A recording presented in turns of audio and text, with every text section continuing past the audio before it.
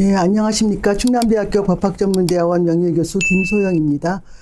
최근 대법원의 쟁점 판례로서 그 임금 피크제의 효력에 관한 판례를 다뤄보겠습니다. 이 사진에 보시면은 오른쪽에 이 대법원 표지석이 있습니다. 근데 이 사건의 그 근로자 즉 원고는 2014년에 소송을 제기를 해서 2022년 5월 26일 그 판결을 받았습니다. 그러니까 무려 7년의 세월이 걸린 것입니다. 지금 이제 현재 노동시장에서 이제 임금 피크제가 뜨거운 감자로 떠오르고 있는데, 문제는 보도하는 언론 매체마다 제각각 다르고 또 노사정도 또 각각 자신들의 입장에 따라서 해석을 하거나 심지어는 그 왜곡을 하고 있기 때문에 이 판결에 대한 정확한 이해가 필요하다고 생각되어서 판례를 다루게 되었습니다. 사실 우리가 임금 피크제라고 하는 것은 상당히 껄끄러운 용어입니다. 그 어떤 사람이 임금 피크제에 대한 글을 쓰면서 그 영화 은교의 대사를 인용을 했습니다. 그 은교의 대사에 보면은 너의 젊음이 너의 노력으로 얻은 상이 아니듯이 내 늙음도 나의 잘못으로 얻은 벌이 아니다. 그 대사를 인용을 했어요. 근데 임금 피크제와 연관지어서 아주 적절한 인용이라는 것이 제가 갈수록 느끼고 있습니다. 그래서 이제 일단 이 판결에 대해서 그 설명을 드리겠습니다. 이제 판결 요지 및 판결 이유, 그러니까 이 사안의 개요와 또 판결 요지, 그리고 대법원이 또 그러한 그 결론을 내리게 된 이유를 이제 설명을 하고, 그다음에 판결의 의의와 쟁점. 이 판결은 매우 사실 의의가 큽니다. 아까 임금 피크제의 효력에 대한 어떤 구체적인 판단 기준을 처음으로 제시한 판례입니다. 그리고 이제 그 쟁점, 그것이 판결의 의의고, 쟁점은 이제 이 판결은 그 정년을 유지해주는, 즉 정년 보장형 이제 임금 피크제인데, 그 외에 정년 연장형 이제 임금 피크제도 있고 또 재고용형 임금 피크제도 있습니다. 그런데 정년 보장형 임금 피크제이건 정년 연장형 임금 피크제이건 또 재고용형 임금 피크제이건 각각의 그 개별적 구체적 사안에 따라서 그 효력이 있을 수도 있고 없을 수도 있습니다.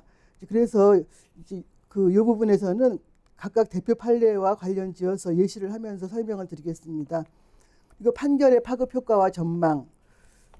일단 이제 하급심에 영향을 미칠 것이고, 또 사실 지금 현재 노동시장에서 운용되고 있는 임금 피크제가 뭐 정확히 말할 수는 없지만 거의 절반 정도는 사실 이 판결에 비춰 볼 때는 적법하지 않은 것이라고 저는 생각이 됩니다. 그래서 뭐 이제 각각 다르겠지만은 뭐 줄 소송이 이어질 거라는 또 의견도 있고, 또 이제 근데 무엇보다 이제 임금 체계 개편 내지 그 직무급 도입을 가속화시킬 것만은 틀림없다고 생각이 듭니다. 지금 말씀드린 이제 그 내용들을 이제 자세히 다시 설명을 이제 드리겠습니다. 이 판결은 그 1심, 2심, 3심을 거쳐서 아까 말씀드린 대로 이제 7년 만에 결론을 그 내린 사건이죠. 그 원고는 이제 연구원의 근로자고요. 이제 피고는 그 한국전자기술연구원입니다. 정부 출연 연구기관이죠. 그리고 이제 심지어 서울 고등법원 판결이 2017년에 내려졌는데, 이 대법원 판결이 무려 5년 만에 그 이제 판결이 났거든요. 그래서 그만큼 이제 임금 피크제 그 어떤 쟁점이 굉장히 그 대법원도 어떤 그 결론을 내리기 어려웠다는 것을 우리가 이제 알 수 있습니다. 다음 사안의 개요를 보겠습니다. 원래 이제 그 전자부품연구원이었는데 현재는 한국전자기술연구원이죠. 2008년에 노동조합과 이 신인사제도를 시행하기로 합의를 했습니다. 전국 공공연구노조 이제 요 연구원 지부죠. 그러니까 신인사제도라 함은 경영 혁신 및 경영 효율성 제고를 목적으로 승진 승급 방식을 변경하고 성과 연급제를 도입하여 명예퇴직제를 시행한다. 그런데 중요한 것은 이 사업장은, 이 연구소는 원래 정년이 61세였어요. 근데 그대로 그냥 그 61세 유지하면서 55세 이상 그 정규직 직원들에게만 이제 임금 피크제를 이제 시행을 한 것이죠. 뭐 성과 연급제라고 이제 이 사업장에서는 처음에 얘기를 하다가 이제 임금 피크제를 바꿨죠. 다시 말해서 기존의 정년 61세를 그대로 유지하면서 만 55세 이상의 직원에 대해서는 그 이전에 뭐 그 직급이나 역량 등급과 관계없이 2009년부터 그 고정적 역량 등급을 적용하여 기준 연금을 지급한다. 다음 페이지에서 설명드리겠지만은 이 연구원은 굉장히 그 직급이나 역량 등급을 아주 세분화 이제 해서 평가를 하고 거기에 따라서 임금을 지급을 했었는데 그런 것들을 그 55세 이상 직원에 대해서는 대폭 단순화시킨 것입니다. 이제 보시면은 그 당구장 표시에 이 연구원의 정규직 직원들의 직급은 뭐 5단계로 나누어지고 또 그 각 5단계로 나누어진 직급별로 또 역량 등급이 무려 뭐 21등급, 뭐 23등급, 33등급 이와 같이 매우 세분화되어 있었습니다.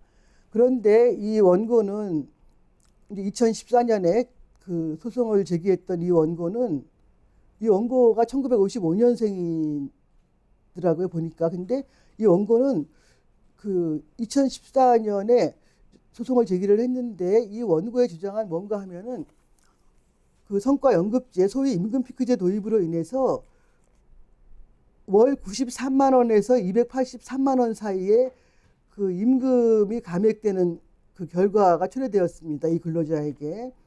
그래서 이제 원고는 이 사건 그 성과연급제가 그 구고령자 고용법, 즉 고용상 연령차별 금지 및 고령자 고용 촉진에 관한 법률이 위반되어 무효이다라고 주장하면서 이 성과연급제, 즉 이 임금피크제가 시행되지 않은 경우에 받을 수 있었던 임금과 또 이미 지급받은 임금 등의 그 차액을 구하는 소송을 2014년에 제기를 했습니다.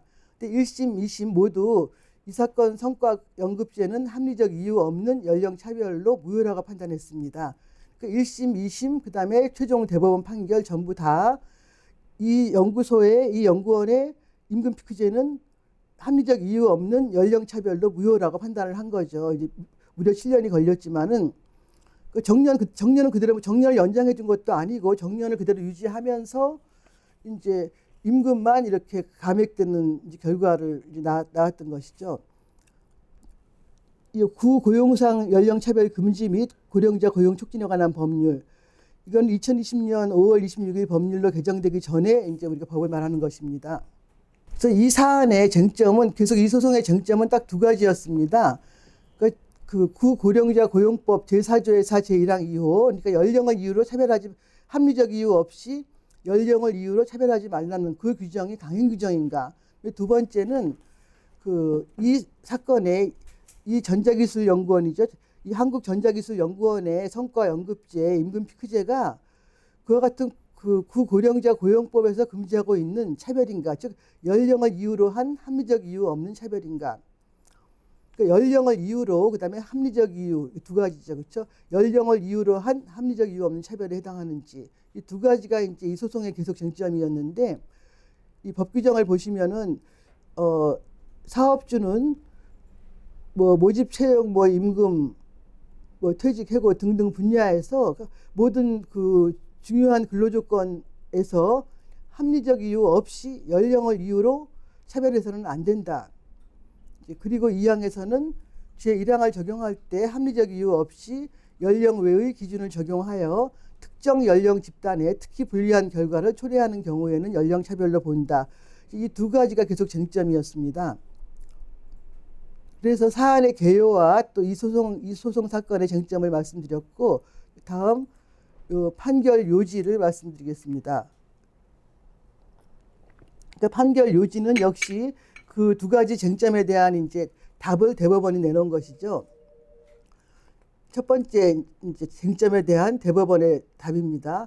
합리적 이유 없이 연령을 이유로 근로자를 차별해서는 안 된다는 구고령자 고용법이 강행 규정인지 여부.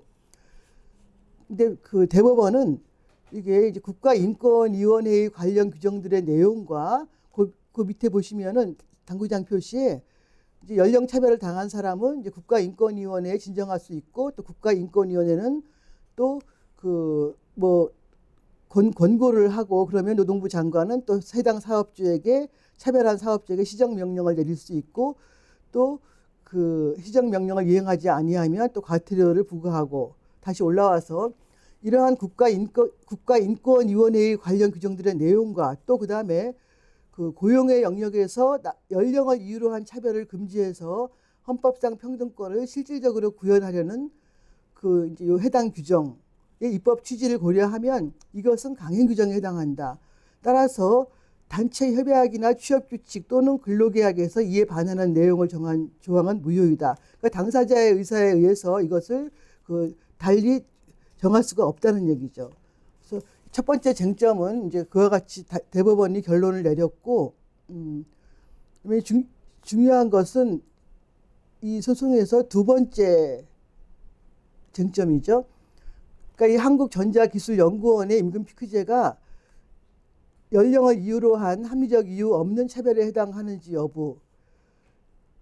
그 연령을 이유로 한 차별을 금지하고 있는 그 구고령자 고용법에서 말하는 합리적 이유란 합리적 이유가 없는 경우란 무엇인가? 이것은 연령에 따라 근로자를 다르게 처우할 필요성이 인정되지 아니하거나 또 달리 처우하는 경우에도 그 방법, 정도 등이 적정하지 아니한 경우를 말한다. 그 다음에 그 이 판결에 이 대법원 판결에 그 의의라고 얘기할 수 있는데 그 대법원은 사업주가 근로자의 정년을 그대로 유지하면서 그러니까 원래 이 사업장의 뭐 정년이 61세면 뭐 연장해 주는 것이 아니라 그냥 그대로 55세면 55세는 안 되겠군요. 그렇죠? 60세가 법제화되었기 때문에 그건 아니고 그러니까 이 사업장에 원래 있던 정년을 그대로 유지하면서 늘려준 것도 아니면서 임금을 일정 기간 정년 전까지 삭감하는 형태의 이른바 임금 피크제를 시행하는 경우에 그러니까 지금 이 사건이 바로 그런 거죠. 그렇죠? 그런 경우에는 연령을 이유로 한 차별에 합리적인 이유가 없을 수 있다. 있을 수도 있고. 그렇죠? 따라서 그 연령을 이유로 한 차별에 합리적 이유가 있는지 없는지 거기에 대한 판단 기준이 이제 빨간 글씨로 줄친 부분입니다. 첫 번째, 임금 피크제를 도입한 목적의 타당성. 그다음에 이 임금 피크제의 적용 대상 근로자들이 입는 불이익의 정도. 그다음에 이 임금 삭감에 대한 대상 조치의 도입 여부 및 적정성. 그다음에 임금 피크제로 감액된 재원이 임금 피크제 도입의 본래의 목적을 위하여 사용되었는지. 그러니까 예컨대 뭐 경영 효율성을 위해서 아니면 청년 고용을 더 늘리기 위해서 뭐 그런 목적으로 임금 피크제를 도입을 이제 한다고 시행을 했는데 나중에 보니까 실제로 전혀 그렇지 않았다. 이제 그런 여러 가지 지금 네 가지 기준을 구체적으로 이 대법원이 제시를 한 것입니다. 처음으로. 근데 이러한 것들을 역시 종합적으로 구체적인 사안에서 이제 고려해서 판단해야 된다. 그 다음 페이지 보겠습니다.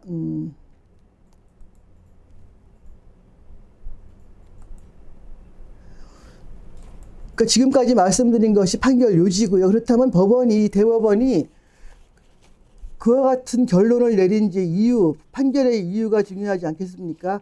그 고등법원 판결 나고도 5년 동안 묵혔다가 이제 이런 결론을 내리게 된 그 이유. 일단 이 사건의 사실관계를 보면 아까 말씀드린 바와 같이 이 사건 성과 연급제는 즉 이 사건 임금 피크제는 기존의 정년 61세를 그대로 유지하면서 55세 이상의 근로자에 대해서만 임금을 조정, 사실상 삭감이죠. 그러한 내용으로서 목적은 경영 혁신과 경영 효율을 높이기 위한 목적으로 이제 도입되었다. 그 다음에 55세 줄친 부분, 55세 이상 정규직 직원들의 급여에 대해서는 성과와 관계없이 삭감되게 되었다. 따라서 이 사건 그 임금 피크제로 인해서 55세 이상이 되면 무조건 연령을 이유로 임금이 삭감되었습니다. 제가 아까 그 모두의 영화 은교의 대사를 말씀드리지 않았습니까? 나의 늙음이 나의 잘못으로 인한 벌은 아니다. 그랬는데 이 연구원의 임금 피크제에 의하면 설사 뛰어난 성과를 거둔다고 해도 무조건 55세 이상이 되면 55세 이상이 된 것이 잘못은 아닌데 그렇죠? 그런데 무조건 이제 임금이 삭감되는 거죠. 그다음에 이제 이 원고 여기 나왔네요. 55년 9월 1일생 이 원고의 경우에 수석 20등급이었는데 55세가 된 다음에는 55세가 된 다음해인 2011년 4월부터는 이제 이 사건 성과 연급제를 적용받게 되어서 무려 50등급이 일시에 하락한 것 같은 결과가 되었다. 이제 그리고 그 평가 결과가 S등급일 경우에는 제일 평가 결과가 좋은 경우에는 월 급여가 93만 원 감소하고 또 제일 나쁜 경우에는 무려 월 급여가 283만 원이 감소하게 되었다. 그러니까 아주 임금 삭감이 대폭적으로 이루어지게 된 거죠. 그 다음에 또 이 사업장에서 보면은 이게 연구원이잖아요. 그래서 51세 이상 55세 미만 정규직 직원들의 그 실적이 55세 이상 정규직 직원들에 비하여 떨어지는 것으로 보인다. 대법원이 이제 거기에 대한 사실관계를 조사를 한 거죠. 그러니까 오히려 55세 이상이 넘은 직원들이 더 성과가 더 우수했다라는 것이 이제 구체적으로 입증이 되었고, 그다음에 명예퇴직제도는 이 사건하고는 뭐 그렇게 관련이 없고요. 이제 여섯 번째 55세 이상 근로자의 업무 내용이 변경되지 않았다.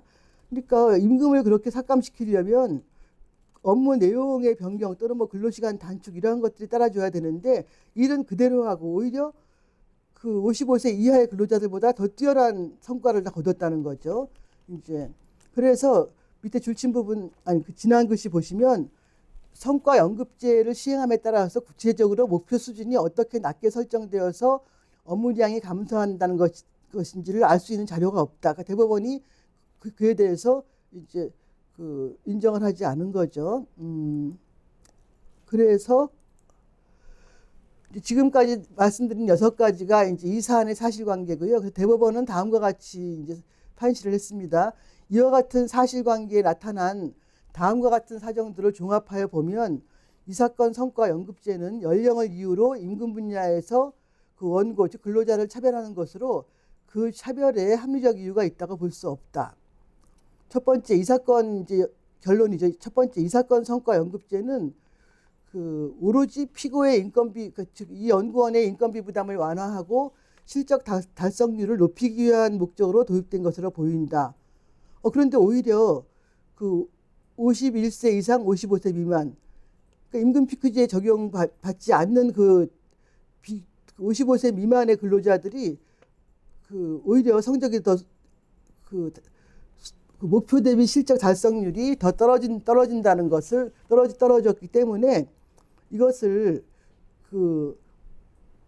무슨 뭐 인건비 부담을 완화하고 실적 달성률을 높이기 위한 목적, 이 목적이 정당화될 수가 없는 거죠. 이 팩트 사실관계를 볼 때 그렇죠. 이제 두 번째, 이 근로자가 임금이 일시에 대폭 하락하는 불이익을 입었는데 그 불이익에 대한 대상 조치가 강구되지 않았다. 세 번째, 이 사건 성과 연급제를 전후해서 원고에게 근로자에게 부여된 목표 수준이나 업무의 내용에 차이가 있었다고 보이지 아니한다. 그러니까 똑같이 일을 했는데 임금만 이제 졸지에 대폭 깎인 거죠. 이제 불이익이 초래된 거죠. 지금까지 말씀드린 것이 판결 요지와 이제 그 판결의 이유고요. 그럼 이 판결의 의의와 쟁점에 대해서 한번 설명을 해보겠습니다. 이 판결은 임금 피크제의 효력에 대한 구체적인 판단 기준을 제시했다. 즉 임금 피크제가 합리적 이유 없이 오직 연령만을 이유로 한 차별에 해당하는지를 판단하는 기준을 처음으로 제시한 대법원 판례입니다. 이제 합리적 이유가 없는 경우란 이제 아까 말씀을 드렸기 때문에 반복하지 않겠습니다. 이제 판단 기준을 이와 같이 이제 4가지 그렇죠. 이게 정년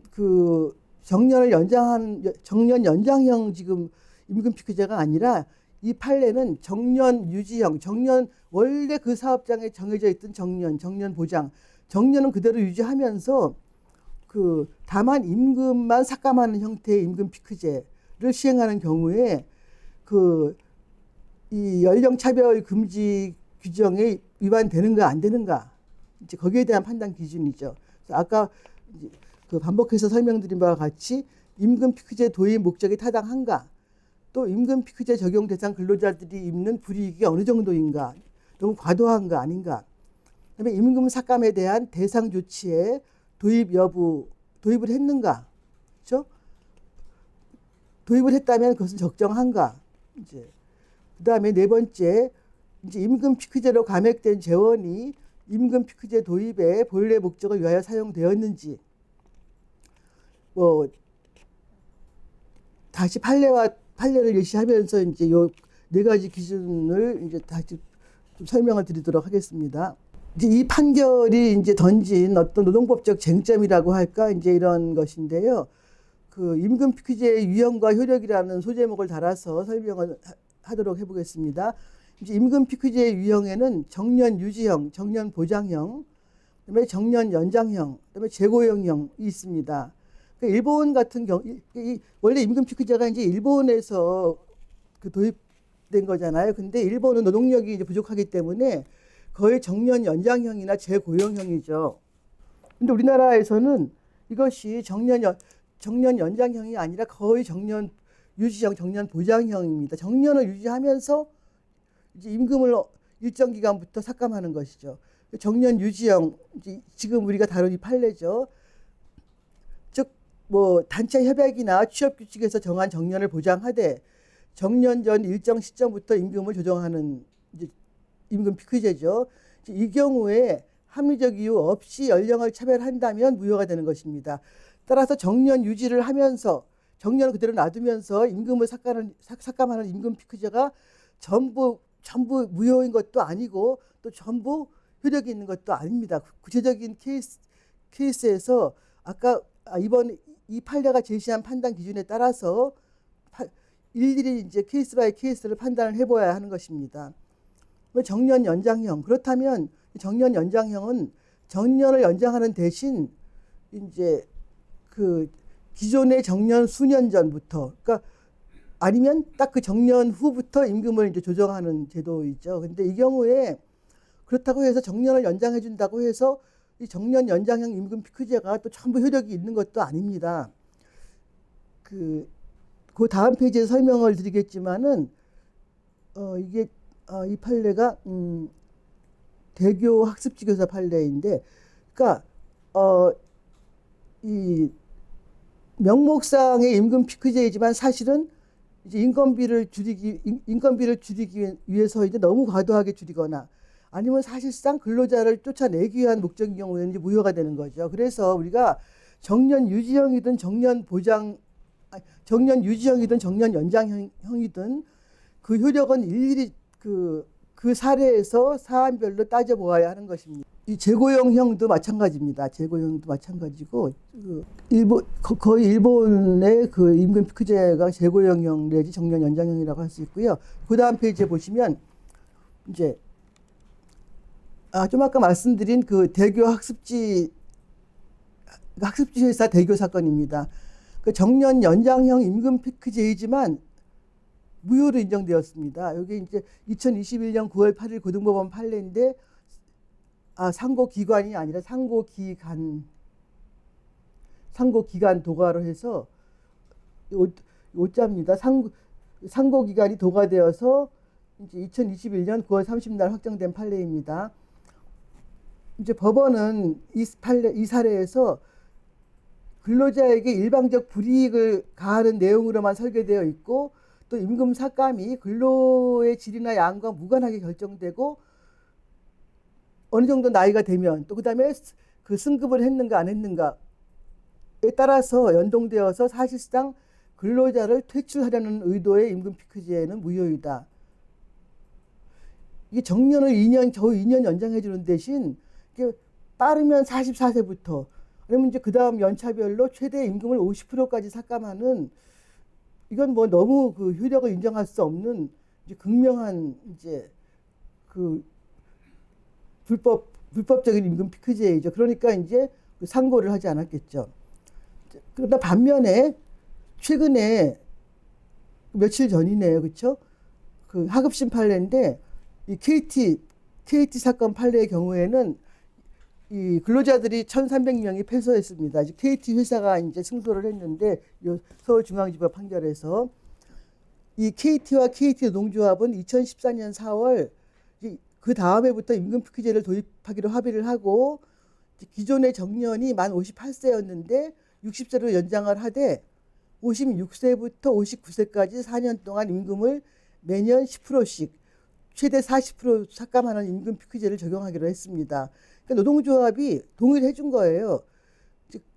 그런데 그 후에 KT 전 현직 근로자 1,300명이 이게 최대 40%까지 삭감하는 임금 피크제는 무효라면서 소를 제기를 했는데 이제 지난 6월 16일에 서울중앙지법은 이 경우에 임금 피크제는 유효하다 이렇게 판결하고 판결 이유로서 근로자들이 불이익을 입었다고 하지만 정년 연장 2년 됐잖아요. 근데 정년 연장과 임금 피크제 실시 경위를 비교하더라도 이제 결국은 근로자들이 더 유리했다, 더 많은 임금을 가져갔다. 이와 같이 그 중앙지법이 결론을 내렸습니다. 그런데 이제 역시 고등법원, 대법원 가서 이제 최종 결과를 이제 지금까지 말씀드린 것들이 말하자면 그 임금 피크제의 유형에 따라서 이것이 효력이 있는지 없는지 그것이 가장 중요한 쟁점이죠. 이제 그 다음에 끝으로 이 판결의 파급 효과와 전망에 대해서 설명을 드려보도록 하겠습니다.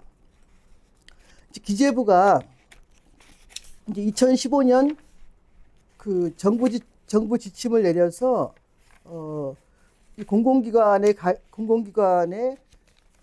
이제 임금 피크제를 시행을 하도록 했죠. 그런데 이번 판결이 나오고 나서 한국노총 산하의 공공노련, 공공연맹 또 민주노총 산하의 공공운수노조가 이 기재부의 임금 피크제 지침을 이제 폐기를 요구하고 있습니다.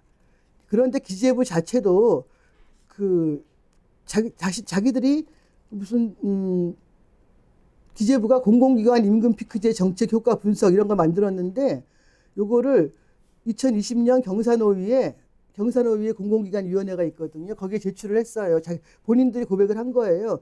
근데 2019년 조사를 해봤더니 기재부가 그 66.9%가 임금 피크제 대상자에 대한 별도의 인사제도를 운영하지 않았다. 즉 보직, 성과, 복무관리 등 별도의 인사제도를 운영하지 않았다. 그러니까 그냥 냅다 임금 삭감만 한 거죠. 이제 그래서 기재부도 문제가 있다고 이제 인식을 하고 있고 심지어 기재부는 그 공공기관에 임금 피크제를 실시하려면 직무 개발을 강화하든지 근로시간 단축해라 이와 같이 지시를 했습니다.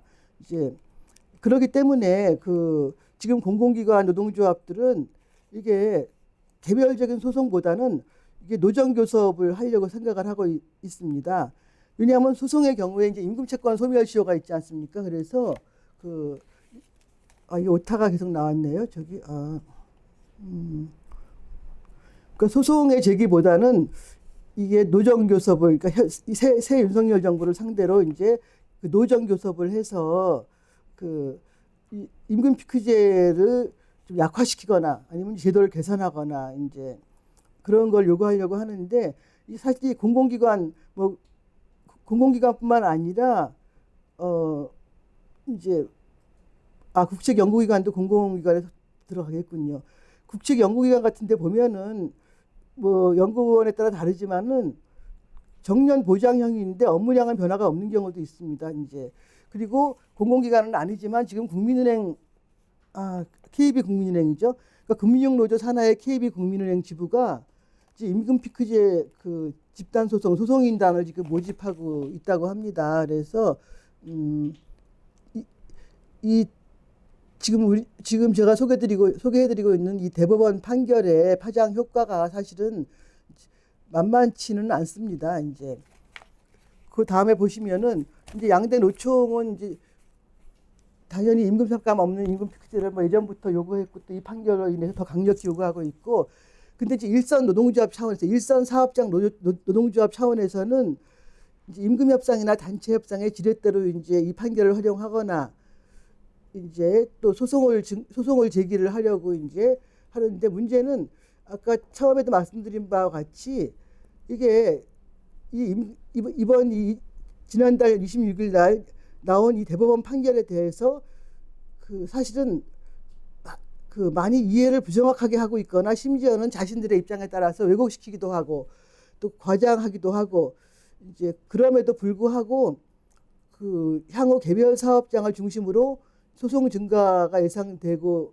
있는데, 뭐 정부나 재계에서는 이제 파장이 크지 않을 것이다라고 이제 또 예측하고 있기도 합니다. 근데 문제는 이게 시효가 있기 때문에, 이게 임금 시효는 3년이지 않습니까? 그래서 그 한계가 이제 한계가 이제 있죠. 그래서 한국노총은 그 일선 노조에 이제 그 어떻게 지시하고 있는가 하면, 이게 굉장히 소송을 무조건 제기하는 게 굉장히 사회적 낭비이기 때문에 그 좀 알아보고 해라. 그러니까 각 사업장의 개별 사업장의 임금 피크제가 실제로 효력이 있는지 없는지 좀 판단을 해보고 소송을 제기 여부를 결정해라. 그리고 또 이제 임금 시효가 3년이기 때문에 중간에 뭐 최고장을 보내면 그게 시효가 중단되니까 이제 그런 식으로 이제 그 좀 현명하게 대처를 해라. 이제 이렇게 지시를 하고 있고요. 그 다음에 이제 그 노동계는 이제 지금까지 말씀드린 이제 그와 같은 반응을 보이고 있고, 이제 경영계와 정부는 그 연령차별 문제를 근본적으로 해결하기 위해서는 결국 이제 현재 연공급 중심의 임금 체계를 직무 성과 중심의 임금 체계로 개편해야 한다는 이제 입장을 더욱 이제 강조하고 있는데, 이거는 뭐 임금 체계 개편, 뭐 직무급, 이것은 1990년대 중반에 노사관계 개혁위원회 YS 대통령 때 그때부터 수십 년째 지금 그 논의되고 있는 그 토픽입니다. 그러나 노동계도 이번에는 이게 정부도 바뀌고 이제 그래서 공공부문과 금융업계 등의 직무급제 도입이 가속화될 것이다. 이제 각오를 하고 있고요. 그다음에 이제 6월 16일 날 며칠 전에 이제 그 총리가 발표한 새 정부 경제정책 방향에서 보면 이제 그 근로시간과 임금에 대한 규제 완화, 그리고 노사 자율 선택 방식을 강조를 했고, 노동시장 개혁은 결국 근로시간제도 개선과 연공 중심의 임금체계 개편을 우선 추진해야 된다. 그리고 이 노동계가 아주 알레르기 반응을 일으키고 있는 이 마찬가지 얘기인데요. 세대 상생형 임금체계 도입은 대통령직 인수위의 국정체계였죠. 이제 그리고 또 이번 달 6월부터 그 근로시간 유연화와 직무 성과 중심 임금체계 확산을 위한 이제 법제도 개정 작업을 추진한다고 총리가 발표를 했습니다. 그래서 근데 이 모든 것들은 이제 노사의 공감대와 그다음에 노동시장 현실을 기반으로 해서 그 추진되어야 하는 것이겠죠. 네, 이상으로 그 임금 피크제 효력에 관한 2022년 5월 26일 대법원 판결의 내용과 또 쟁점, 그다음에 예상되는 파급 효과에 대해서 설명을 드렸습니다. 이것으로 이 판결의 이 쟁점 판례의 소개를 마치도록 하겠습니다.